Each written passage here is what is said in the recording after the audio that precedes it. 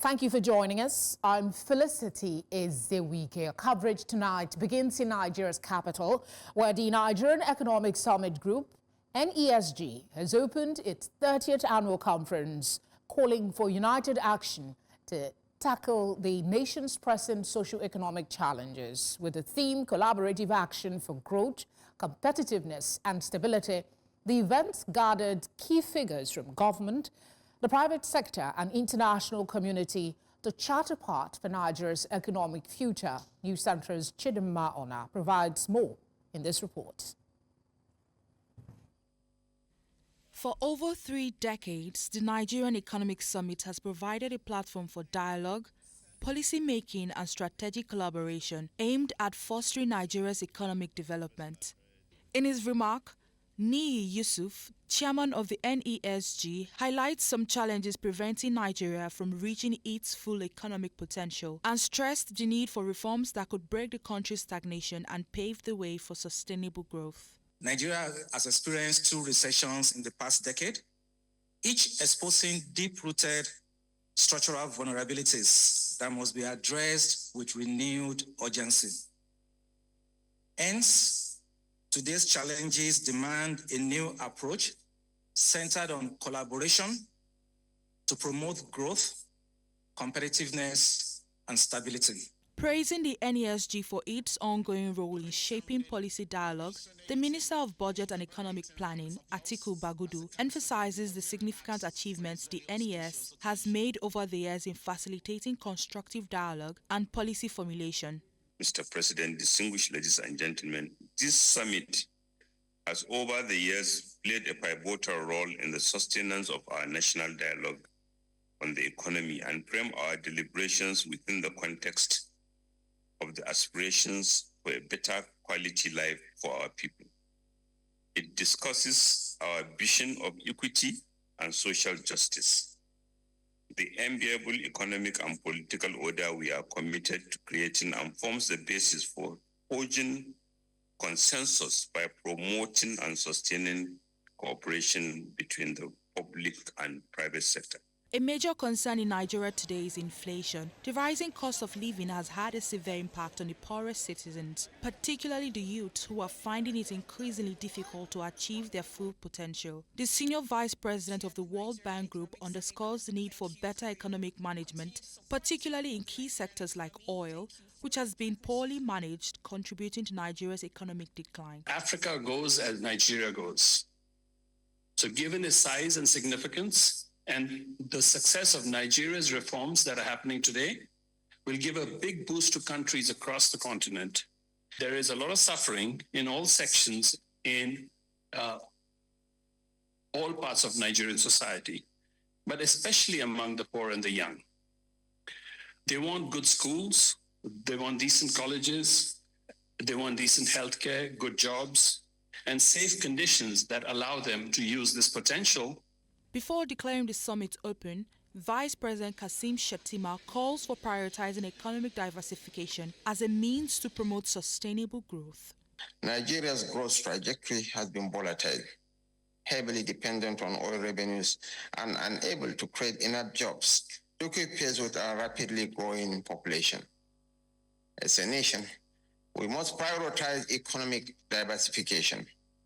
Our objective is to ensure that the Nigerian economy is inclusive, where small and medium-sized enterprises can thrive alongside large corporations, and where every citizen, regardless of location or background, can benefit from economic opportunities. The first day of the 3-day Nigerian Economic Summit offered not only an in-depth assessment of the country's current state, but also a vision for a more diversified economy. The takeaway is that with the right policies in place, Nigeria can set itself on a course towards lasting growth and stability. In Lagos for News Central, I am Chidinma Ona. Meanwhile, former Chief Executive Officer of the Nigerian Economic Summit Group, Laoye Jaiyeola, says the Nigerian government should make itself believable to its citizens when rolling out economic plans. He was speaking today at the 30th summit of the group taking place in the nation's capital, Abuja. The former CEO said the actions of government is in setting the country on the path of economic growth should be evident in the actions of government officials.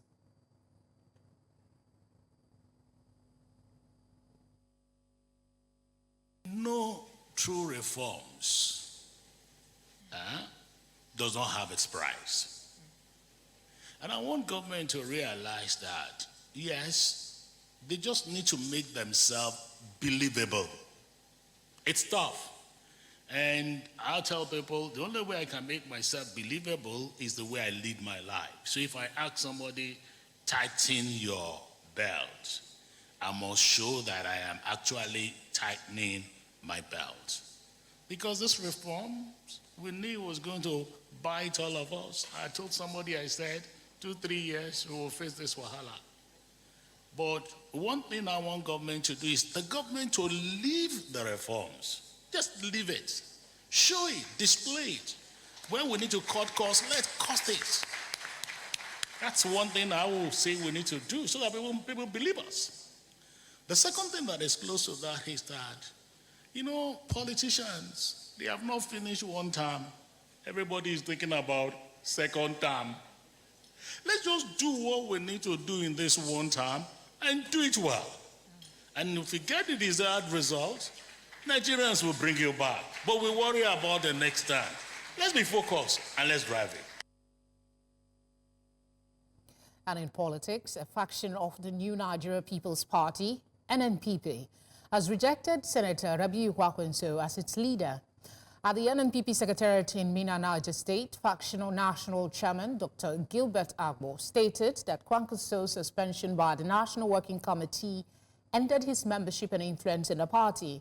Agbo, leading the anti-Kwankwaso campaign, symbolically burned the group's signature red caps, signaling their disassociation from Kwankwaso's faction. He also announced that Kano State Governor Kabir Yusuf must face the party's disciplinary committee for failing to comply with the party's principles and supremacy.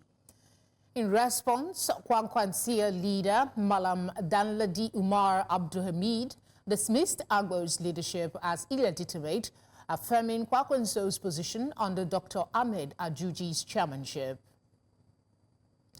Staying with internal politics of the NNPP, over 1,000 members of the All Progressive Congress APC in Kano State have defected to the New Nigeria People's Party. The mass defection occurred in Tofa and Gari local government areas, with the defectors joining the Kwankwaso movement led by Senator Rabiu Kwankwaso. NNPP State Chairman Dr. Hashimu Suleiman Dungurawa officially welcomed the new members during a ceremony that also kicked off the party's chairmanship campaign for the upcoming local government elections. NNPP candidate Yakubu Ibrahim Adis of Tofa and Hashimu Mai Sabulu of Gari expressed confidence in the party's growing popularity, citing the wave of defections as a sign of increasing support in the region. To discuss this story and other developments within the NNPP, we're joined now by the spokesperson, New Nigeria People's Party, Ladipo Johnson. Ladipo, thank you for joining us. How do you think the internal division within the NNPP, particularly the rejection of Senator Rabiu Kwankwaso, will have on the party's political strength and future in the upcoming elections?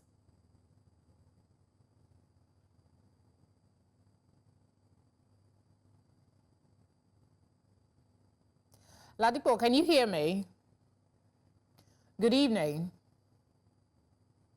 Okay, I think maybe the network is acting up. We'll try our utmost to come back to that conversation as soon as we can establish proper audio with him. Okay, let's try that one more time. Ladipo, if you can hear me, just confirm your audio. Good evening. Good evening. Thanks for having me. It's our absolute pleasure. I think there was a problem with the network. Okay, let's try it with this first question again. I'm asking how you think the internal division within the NNPP will have on the party's political strength and future in the upcoming elections. Thank you very much. it's been ongoing for maybe a year or more. Those who are disgruntled and are no longer members of the party, they're noisemakers, they keep going around. Gilbert Abwood, that you mentioned, the former publicity secretary, was suspended and expelled. I could give you the suit number. Even recently, before the Federal High Court, Abuja, before Honorable Justice Wite, unpaid, there was a judgment in suit FHC/ABJ/CS 1354/2023, and they were the plaintiffs. The court said quite clearly, INEC were parties, we were parties, that they are no longer members of the NNPP. So the issue of faction or not doesn't occur. They've been going around in some states, they're selling forms to people who do not understand, who are falling prey. They're selling forms to them to contest elections in Ondo and in different places. They try to do that, I think in Edo as well. And it is clear, the logo of the party has been changed. This is the logo. It was in the news. INEC approved the new logo. And they've had several cases in court. There are about 2 or 3 new cases that we have to answer to, because they're trying to stop the Kano State local government elections as well. And Ladipo, if I may yes. Ask this, you say there is yes. no division in the party. Those people don't know what they are going on about. But this is in the media. This person has his name standing on behalf of a faction of the NNPP. My question is, aren't you worried that they may do some damage? You said yourself that they are selling forms to unsuspecting members of the party. So if there is no problem, how are you safeguarding the funding? They're selling forms to unsuspecting members of the public. No member of the party will go and buy forms from them. So anybody that doesn't have a membership of your party can buy your nomination forms? Is that what you're saying? No, they can't. No, I'm not saying that. They can't, because they have to come through the right channel, the proper channel, and we will make sure that they're members. But you have expelled people who are no longer members, who have gone to court, about 5, 6 cases, and have been thrown out. In all those cases, they have some cases at the Court of Appeal, which they haven't followed up, and we're waiting for them. And they're still going around parading themselves. There was an injunction restraining them. They still went on parading themselves because, of course, they now... The public is talking about it. So, sorry I keep interjecting, because I want our viewer to get the point of this conversation. If the party is insisting there is no problem, and these people are having the audacity to come out to the public is perceiving that there is a faction within the NNPP. So what is your part of the party you're saying is the authentic part of the party? There is no faction. What are you doing to address this? May I just say something? Okay. May I just say something? Go ahead. There is an umpire. Anyone, and the press ought to have done that. Please do not be offended. Anyone can go up to INEC and say, please, who is the chairman? In fact, you don't go up. Go to the INEC portal. Check the portal. It says, it shows you the logo of the party. You see who the national chairman is. Why is it so difficult? So whenever some people buy some red caps on the markets, in the markets, for about 2,000 naira, they buy them, they gather people together. We now have to come to start explaining all over again. These caps are available in the market, in the marketplace. They buy them and they say they're demonstrating. And of course, they have those they go to who are responsible for sponsoring them, responsible for sponsoring trouble in labor, responsible for sponsoring trouble in the PDP. I leave that to your imagination. So that is why they keep continuing. And we know that they will keep continuing, but we will keep standing our ground, facing them in courts of law, and keep growing the party, moving on with the things that we need to do. Okay, we will not let them become a distraction. In terms of growing, the party seems to be doing a little well for itself. Despite the seeming internal rift, there has been some level of defection. About 1,000 APC members are said to have defected in Kano State. What does this mean for your party? And on the flip side of that, I want to ask you, because you raised it, unsuspecting members of the public who are being sold these forms. What are you doing? Is it not your responsibility to kind of protect these innocent people from becoming victims? No, I think it's not my duty to keep shouting at the marketplace that don't go to them, we are the real NNPP. We've done that enough. And if any Nigerian who wants to contest an election doesn't know that there's an issue and doesn't go to INEC to say, please, which party is the party nominating, which NNPP is the one nominating candidates, where is the headquarters, then that is the problem of the person. But it will become their problem soon, because those people, when they discover that they have been defrauded or duped, then they will chase them with the police or with the EFCC or what have you. So that will happen naturally. We tried to get the police involved and everything, but we saw that it was better for us to concentrate on building the party, make sure that we do everything by the Constitution. Now, this logo you're showing is not our logo any longer. It is no longer the logo of the NNPP. That is the original logo. But the party at a convention this year changed its logo, amended its constitution in accordance with the law, INEC witnessed it and everything. And we've been permitted to use the new red and white logo.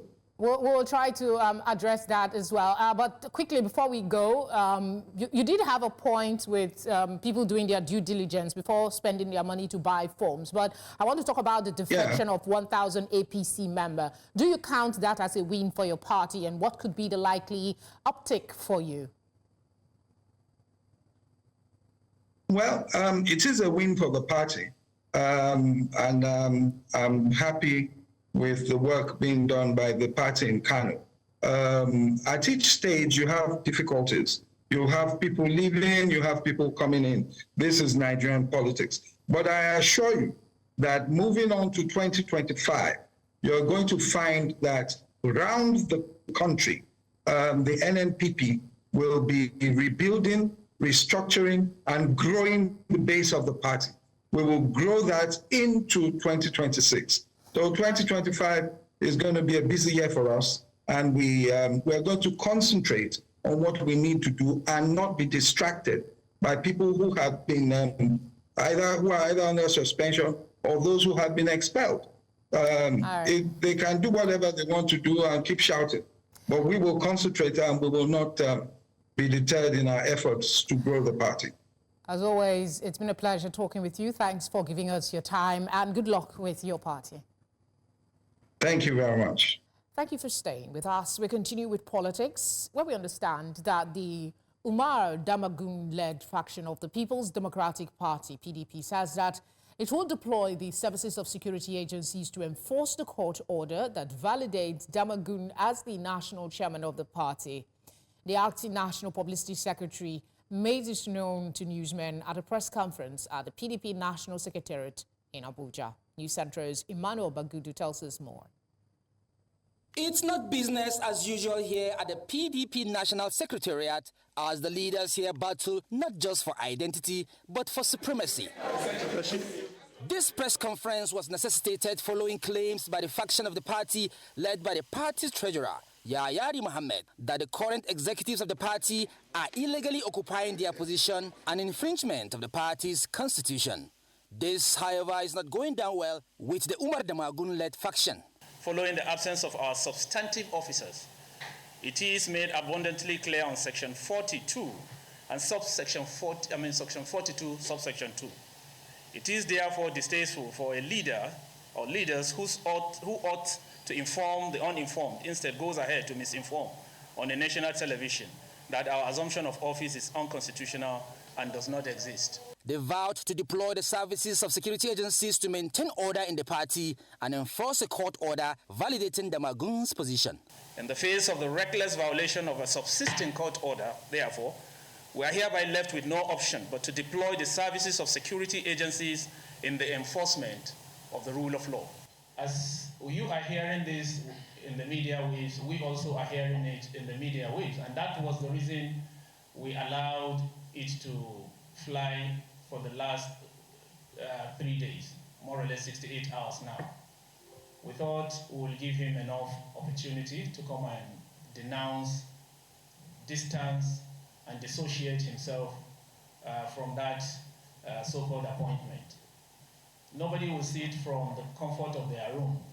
And in any case, the moment you are said to have taken suspension, you cease to act in whatever capacity you were acting before. And this is not just to do with politics. It is the legal position of law, and that is what obtains statutorily. You have no reason whatsoever to say a word within the period you are on suspension until you have your name cleared of the allegations leveled against you.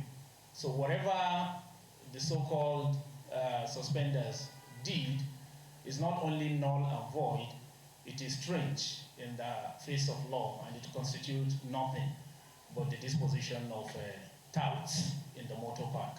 Despite reports of the emergence of a new acting national chairman of the party, Yahya Mohammed, the PDP secretariat continues to be occupied by the Umar Damagun-led executive with no trace of the Yahya Mohammed-led faction in sight. In Abuja for News Central, I am Emmanuel Bagudu.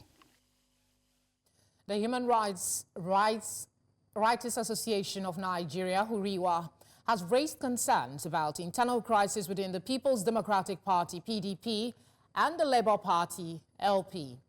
Huriwa alleges that the ruling All Progressive Congress is behind these conflicts to weaken political opposition. In a statement by the National Coordinator, Emmanuel Omubiko, Huriwa likened the APC's actions to China's authoritarian model, claiming the party is sowing discord within the opposition ranks. The group cited the appointment of ex-PDP Governor Nyesom Wike as FCT Minister and the tenure controversy of Labour Party Chairman Julius Abure as examples of APC interference. Huriwa also condemned the government's economic policies, accusing the APC of fostering poverty to create dependency on state handouts. Let's head on now to Edo State, still staying with politics. The state chapter of the People's Democratic Party has filed a petition to contest the outcome of the September 21 governorship election won by the All Progressive Congress. State Chairman Dr. Tony Aziegbemi revealed this during a press briefing, accusing the police of colluding with the APC and demanding 64 million naira for the release of arrested PDP members following the July violence on Airport Road. Aziegbemi also criticized the Independent National Electoral Commission, INEC, for allegedly obstructing their access to electoral materials. He assured party supporters that the PDP is committed to reclaiming its mandate through the courts and denied accusations of disrupting the inspection of election materials. In preparation for the upcoming governorship election in Ondo State, the Independent National Electoral Commission, INEC, has announced that the collection of permanent voter cards, PVCs, will begin on Thursday, October 17, 2024. This was disclosed in a statement by INEC National Commissioner and Chairman of Information and Voter Education Committee, Sam Ulumekun, on Monday. According to the statement, a total of 89,777 new PVCs have been printed and delivered to INEC's office in Akure. These include 58,708 new voters and 31,069 individuals who applied for transfers, updates, or replacement of lost or damaged PVCs. The collection will be carried out at the 221 centers across the state. The commission urged all registered voters to collect the PVCs in person, as collection by proxy will not be permitted. The Ondo governorship election is scheduled for November 16, 2024. Let's talk about the price hike in petrol. Many Nigerians are feeling the pinch of the price rise. The pump price of petrol recently jumped from 897 naira to 1,030 naira per litre, causing concern among citizens and experts alike. Economists have warned that this hike could push more Nigerians into poverty, affecting businesses, trade, and daily life. They predict higher transport costs, rising food prices, and inflation, which could force some businesses to close.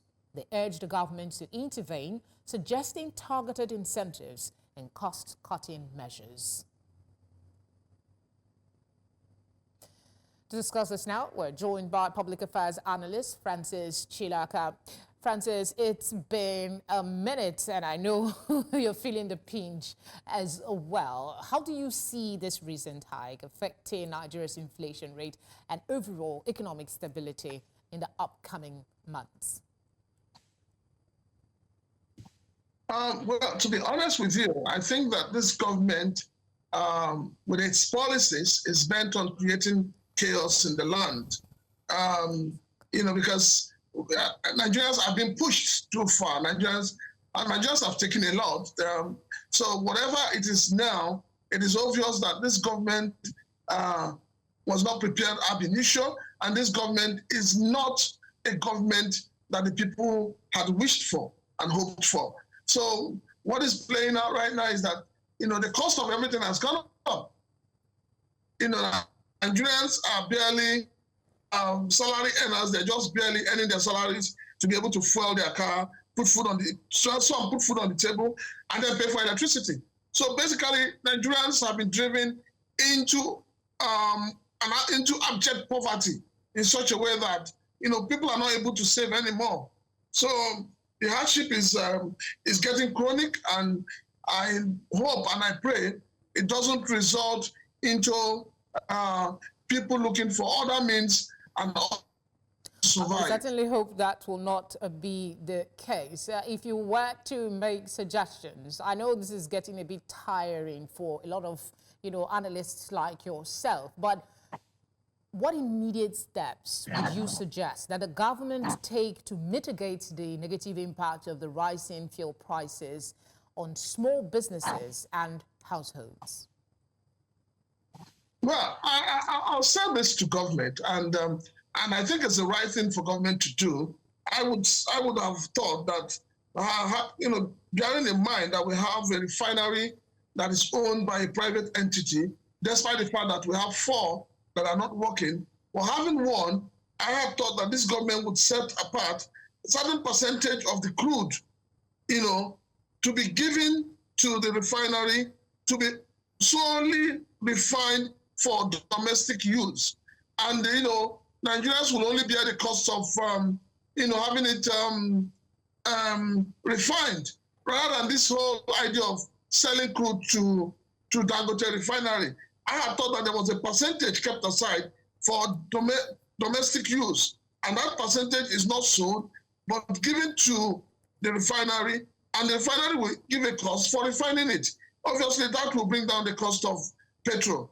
But, government is bent on playing the middleman. Government is bent on financing a moribund NNPCL, and government is bent on telling Nigerians, oh, we're not involved in this pricing and all of that. No sensitive government does that.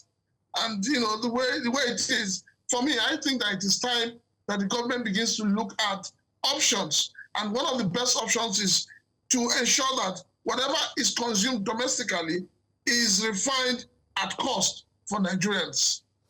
Okay, one thought came to my mind as we were talking, and that's the submission by cross-section of Nigerians for the immediate implementation of the minimum wage review, even as small as it is. What's your thought on that? Is it a possibility at this time, especially for states who had earlier shared concerns about their ability to meet up with the increment? Well, the minimum wage for me is a fracas. The minimum wage, I don't know how Labour got into all that shenanigans, but you know, the minimum wage is not going to solve the problem of Nigerians today. It's not going to solve the problem of Nigerian workers, you know, because even if you increase the minimum wage to 100,000, you look at the price of food items, you look at the price of electricity, you look at the price of petrol, it's still not stable. So it's not about minimum wage. It's about, you know, taking steps to ensure that prices come down. If prices come down and you're paying a minimum wage of 70,000 naira, it makes a lot of sense. When they agreed on this 70,000 naira minimum wage, I'd come out, I'd said to government, give us a breakdown of this 70,000 naira, you know, in terms of the housing, transport, electricity, break it down so that we know how much goes into each of these areas. If we know that, it will help us to also know how well government is doing in ensuring that people live a good life. So you can't give people 70,000 naira minimum wage and petrol is going for 1,150 or 1,100. Since we're still facing tough times ahead, Francis, it doesn't seem like there's some glimmer of hope soon. But we'll have to see what happens in the coming days. Thank you for speaking with us. You're welcome. Thank you.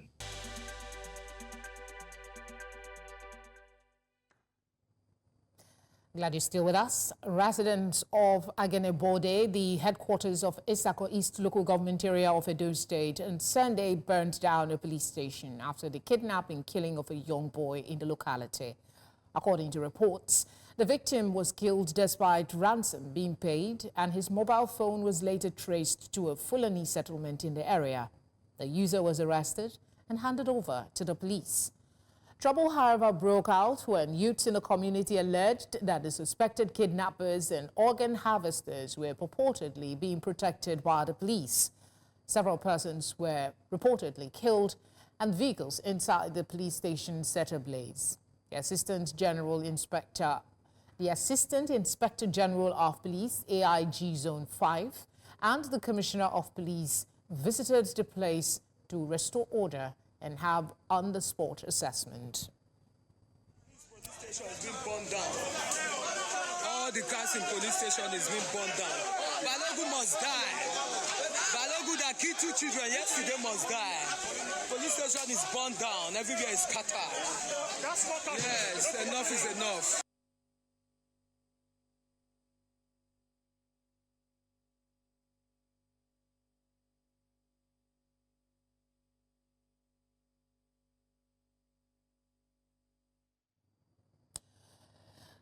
The news continues in West Africa, where Senegal's government has unveiled a sweeping development plan aimed at transforming the nation's economy and boosting individual income by nearly 50% within 5 years. The ambitious 25-year project announced on Monday seeks to reduce dependence on foreign aid and debt by focusing on local resources and human capital. The plan is part of President Bassirou Diomaye Faye's promised overhaul since taking office in April, a move that has sparked hope in a country struggling with high costs of living and widespread unemployment. President Faye, alongside Prime Minister Ousmane Sonko, officially launched the program at a ceremony about 30 kilometers from the capital, Dakar. Le référentiel présenté et déployé, nous devons consolider durablement une nation solidaire, une nation résiliente et résolument ancrée dans la modernité, le progrès et le bien-être de chaque Sénégalaise et de chaque Sénégalais. Nous avons pris le pari d'adopter un nouveau modèle de développement sur le long terme, reposant d'une part sur un État stratège qui favorisera grandement le développement de filières compétitives, de pôles territoires viables, avec des villes épicentres et un secteur privé national fort. Notre approche repose sur une transformation systémique, incluant bien entendu une plus grande responsabilisation de nos concitoyens d'ici et de la diaspora. À l'instar des économies qui ont décollé, nous développerons In Central Africa, concerns are growing among online news outlets in Chad over new measures introduced by authorities aimed at tightening media controls just over 2 months ahead of national elections. The Association of Chad's Online Media, AMED, has raised alarms, stating that recent decisions by the country's main media authority suggests a potential restriction on the activities of digital media platforms. Last week, Abdurrahman Baka, head of the High Authority for Audiovisual Media, announced that private newspapers, both print and online, that broadcast sound or audiovisual content instead of focusing on written articles would face suspension. He also warned that private media using Facebook pages to share non-original content will be similarly penalized. What began as a day of joy for one family soon spiraled into tragedy. And Sunday, in a community already familiar with the scourge of violence, Orange Farm south of Johannesburg became a sight of mourning as 7 people were gunned down. Their lives cut short in an instant. News Central's Bongani Seziba brings us the tragic story of Orange Farm, a nightmare that took innocent lives. Was shaken to its core when gun violence claimed lives of individuals during a brazen attack. This act has not only left families devastated, but has also highlighted the growing epidemic of gun violence in South Africa. I think the government is taking things slowly, like taking things for granted. They need to do something. Family members of the deceased are grappling with unbearable loss, still in shock from the events that unfolded just hours after the Lobola ceremony. We are heartbroken. Even the family, we came to give the condolences to the family of Mashiane, which is very hard for them to accept what happened here. It's shocking. Crime is rampant here in Orange Farm. Residents report hearing gunshots daily, living in fear. Despite these cries for help, many feel abandoned by those sworn in to protect them. I think in our country, gun-related death is an order of the day because each and every day there is sound of guns. And as a community, we now live in fear, asking ourselves now we'll be able to see tomorrow. A family member and the eyewitness narrated the horrible ordeal of that night. Wathi nangu ujuju yo qala isibhamu nawe senzani ngiyabaleka ngikudla ngomkhukhu ngithi ngaza ngapha emva komkhukhu kanti uphindile bese kamshayile the time yathi phapha besemshayile umntana abantu ngapha emuva wathi gijima ngasakhona ehamba kancane abambelele ifence wafika uwele emva kwetoilet ngapha athi uyozifihla ukuwa kwakhe ngimpekile ngize ngiyasho phindile. The time ithi phindile kanti uyabuya emntaneni abantu ngambona ngavela ngathi ngavala mina ngilele phansi ngizivale ngelinye isele kunenyisele elibhlungu ngizivalile ukuthi kuvele nje ikhanda amehlo ngikhona ukubona ukuthi uphindile uzogcina eyenze njani yonke into ebeyenzakala mangila emkhukhwini uyuzwa yonke into. This is what is left of a building that was once a tavern. The altercation started in this place that left 7 people dead a few meters away from this place. South Africa has been grappling with a disturbing rise in gun-related violence. According to statistics, the country now ranks at the top of the gun violence charts in Africa, a shocking distinction that speaks volumes about the accessibility of firearms, both licensed and unlicensed, within the borders. What is now left of the community are memories of Sunday the 13th. As the community gathers to mourn their loved ones, it's clear that the tragedy is a symptom of much larger issue, a crisis that demands the authorities' attention. In Orange Farm, south of Johannesburg, for News Central, Bongani Siziba. Quite an unfortunate development there. Thank you for that story, Bongani. Let's go over now to our business desk for today's business update.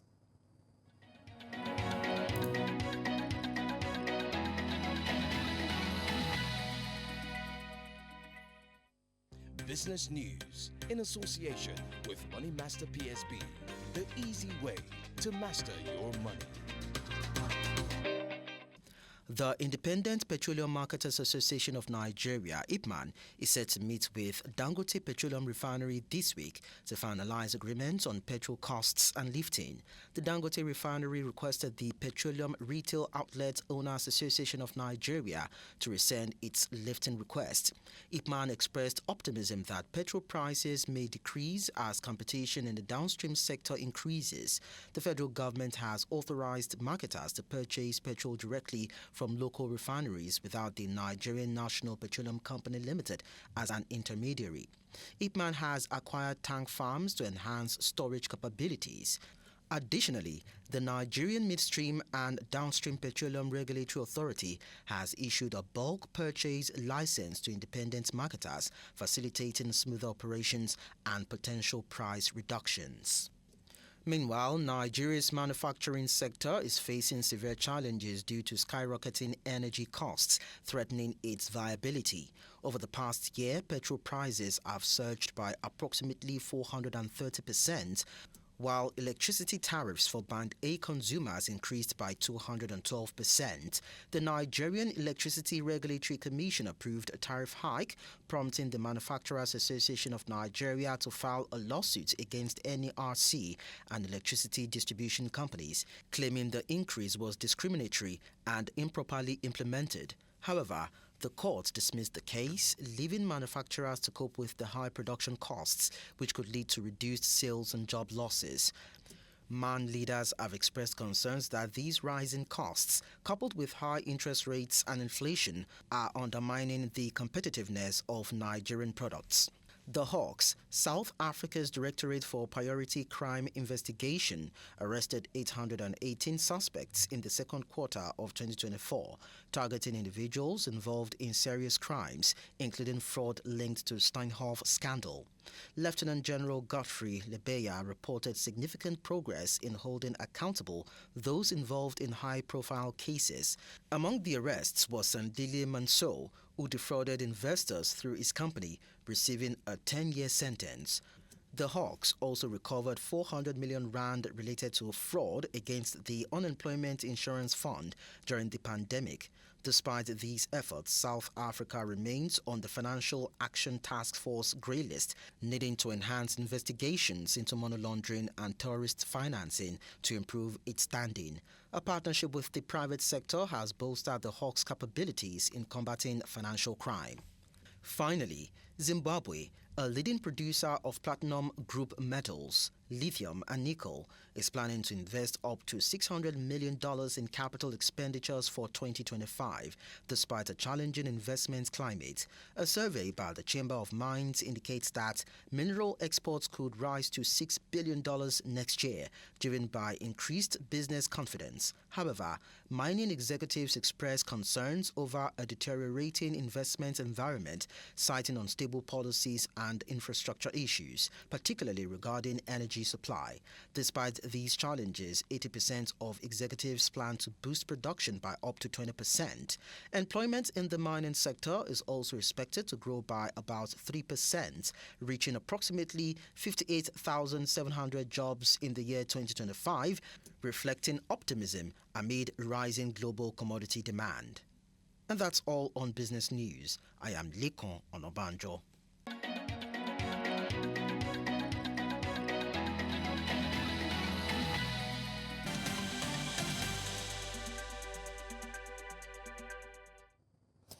The federal government has summoned Libya's envoy to resolve the situation involving its national football team, the Super Eagles, who were stranded for over 12 hours after arriving in Libya. The team arrived at the North African country for the return leg of the 2025 African Cup of Nations qualifiers after beating the Mediterranean Knights of Libya 1-0 in Akwa Ibom last Friday. Minister of Foreign Affairs Yusuf Toga confirmed to the State House correspondent at the presidential villa in Abuja on Monday. Toga said the Super Eagles were redirected to an airport without aviation fuel, leaving them stranded. Let's join our sports team now for more sports updates.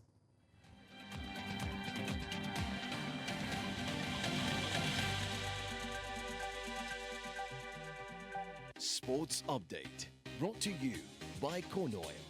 Corn Oil, we go the extra mile. And in sport, the Confederation of African Football (CAF) has opened an investigation into the Super Eagles ordeal in Libya and has threatened to sanction those found violating its statutes and regulations. Players and officials of the Super Eagles were abandoned at the Al Abrak International Airport without food, water or internet for over 15 hours. CAF says the matter has been referred to its disciplinary board for investigation and appropriate action will be taken against those who violated the CAF statutes and regulations. Meanwhile, the team has arrived in Nigeria and will not play the 2025 African Cup of Nations qualifier that was scheduled for Tuesday tomorrow in the city of Benina. The team's chartered plane landed at the Aminu Kano International Airport to refuel and has landed in Abuja.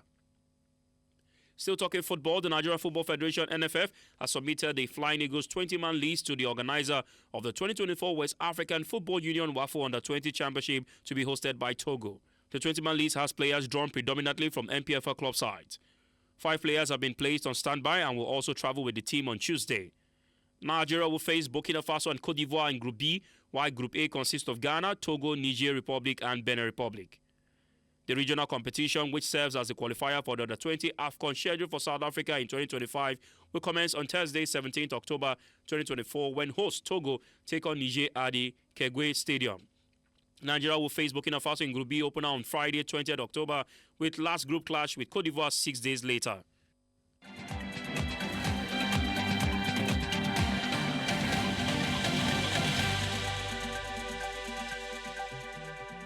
Sports Update, brought to you by Corn Oil.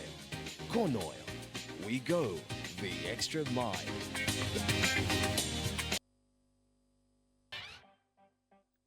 Entertainment news in association with Glow Unlimited. Tonight in entertainment news, Wizkid, the award-winning Nigerian singer, has announced the release of his new single, Piece of My Heart, on October 18th. He shared the exciting news with fans in a recent post on Instagram, captioned October 18th, #Piece of My Heart. Piece of My Heart is expected to be part of Moriah, Wizkid's highly anticipated upcoming album, which he has been teasing for months. The track also features American singer and songwriter Brent Faiyaz. While Wizkid is yet to reveal the official release date of Moriah, he did share earlier this year that the album will not follow the typical Afrobeat sound. In March, he clarified that the project will explore new musical territories. Wizkid has also been making headlines recently, especially after reigniting his rift with fellow Nigerian artist Davido. The tension flared up when Davido announced his first single in 2024. Born Ayodeji Balogun, Wizkid first rose to fame in 2011 with his debut album Superstar. Since then, he has released 4 more albums: Ayo, Sound from the Other Side in 2017, Made in Lagos in 2020, and More Love, Less Ego in 2022. In addition to his chart-topping success, Wizkid received global recognition when he won a Grammy Award in 2021 for his collaboration with Beyoncé on Brown Skin Girl. Made in Lagos was recently named the most streamed Nigerian album of all time on Apple Music.